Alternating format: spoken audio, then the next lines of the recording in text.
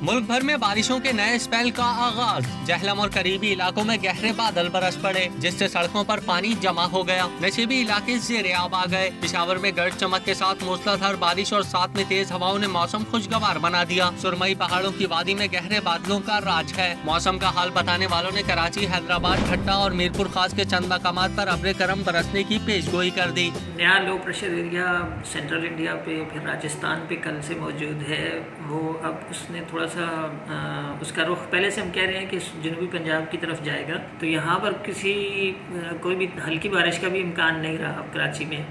अलबत्ता ड्रिजल या light rain हो सकती है, वो तो आजकल की फीचर होती है कि पार्टली क्लाउडी मौसम रहता है जनरली, और समुद्री जो सी ब्रीज चलती रहती है, तो उसके नतीजे में बूंदाबांदी किसी भी वक्त हो सकती है।